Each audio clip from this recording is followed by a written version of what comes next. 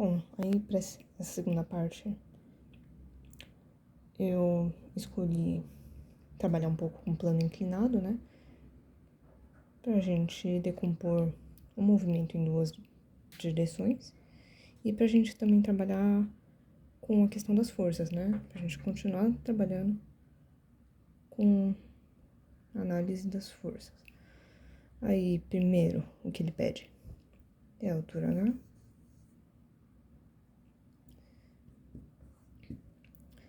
Que a gente pode descobrir por geometria mesmo, né? Porque ele fornece aqui a inclinação e o valor da hipotenusa.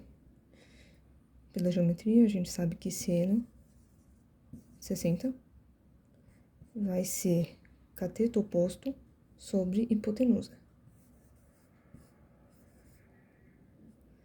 O seno de 60 ele dá aqui, raiz de 3 sobre 2.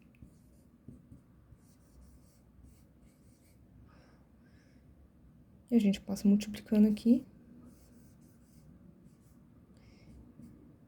encontra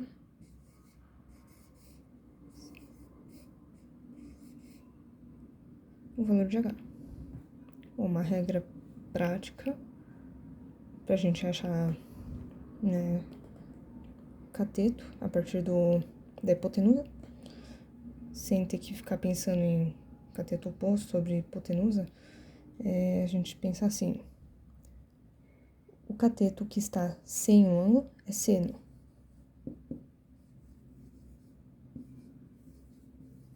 Multiplicado pela hipotenusa. Se eu quisesse aqui, o cateto com um ângulo seria cosseno, vezes a hipotenusa.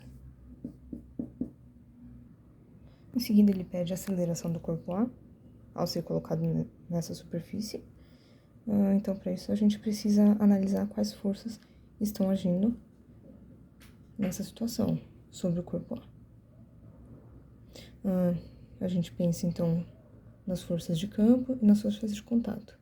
Força de campo, que a gente vai ter nessa situação, é a força-peso, porque o bloco A tem uma massa de 1 kg, que é diferente de zero, então vai ter uma atração com o campo da Terra.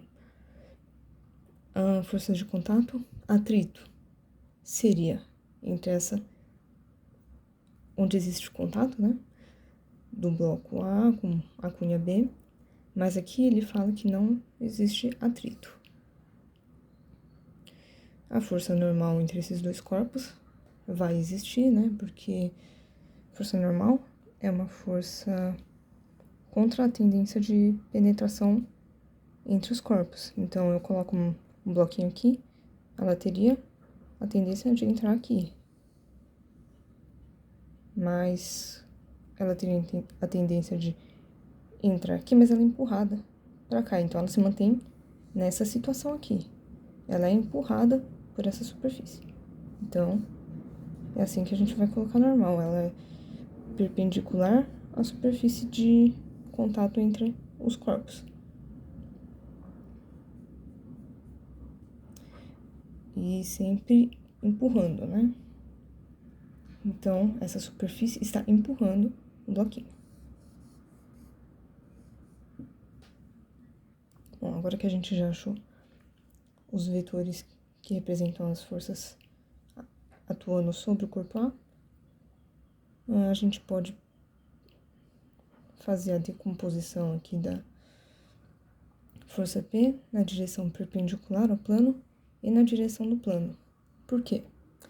A aceleração, ela vai acontecer nessa direção. Nessa direção aqui, a aceleração não vai existir, né? Porque vai estar sempre aqui, ó, nessa posição aqui. Não vai nem entrar na cunha, nem começar a flutuar aqui. Isso significa que a aceleração nessa direção vai ser igual a zero. Não tem alteração de velocidade nessa direção. Vai estar sempre aqui, zero. Vai ter uma mudança de velocidade só nessa direção aqui. Isso significa que aqui a aceleração vai ser diferente vai ser diferente de zero, tá? Nessa direção vai ser diferente de zero. Consequentemente, a resultante aqui vai ser diferente de zero. E aqui, a resultante vai ser igual a zero.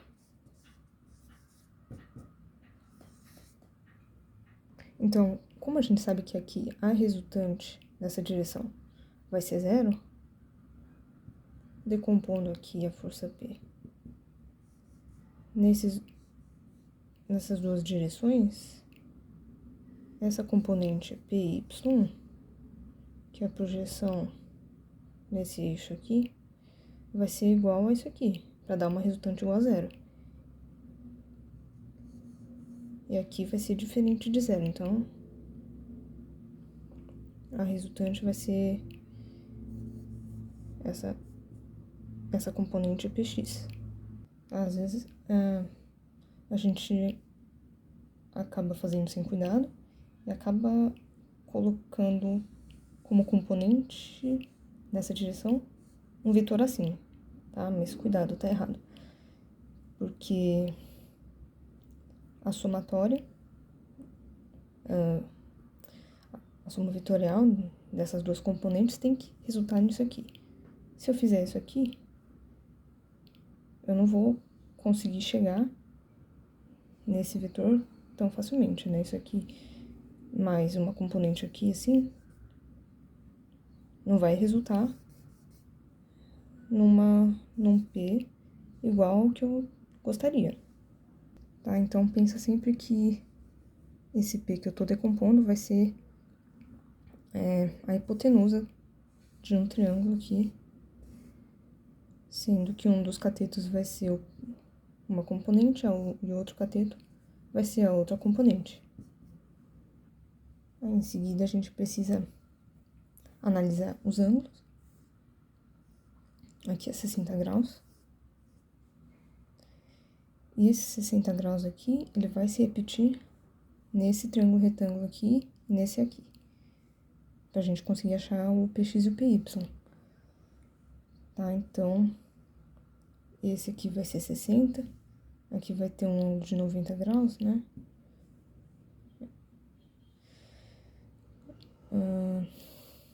E aqui vai ser 30. Então, como aqui é 90, aqui vai ser 60 de novo, para dar 180 graus. Aqui, como é 90, entre PX e PY, para chegar em 90 a partir de 30, vai dar 60 aqui. E aqui, 30, para completar 180. Lembrando que aqui é 90, aqui já é 60, com mais 30 é 180. Bom, agora vamos usar aquela regrinha prática, né, para achar o PY a partir de P sabendo o ângulo e o PX a partir de P sabendo o ângulo também. PY é o cateto com o ângulo, então é cosseno. Vezes a hipotenusa que é P. Tá aqui. O PX é o cateto sem o ângulo, então é seno, tá? Ele tá sem o ângulo. Vezes a hipotenusa P, que tá aqui. O P é o peso da massa A, é massa, vezes gravidade, que é igual a 10, né? Então, é 1 vezes 10. Que dá 10. Cosseno de 60 é 1 sobre 2. O P a gente calculou é 10. Então, vai dar 5. Seno de 60 é raiz de 3 sobre 2. Vezes 10. Que vai dar 5 raiz de 3. Agora que eu achei as componentes vertical e horizontal, eu vou trabalhar só com essas componentes, né? Vou ignorar isso aqui, porque o efeito desse peso aqui Ele já tá sendo considerado aqui, então eu vou apagar aqui. Tá? Aí, a gente já tinha verificado, né, que esse vetor aqui vai ser... vai ter o mesmo módulo, né, para dar resultante igual a zero.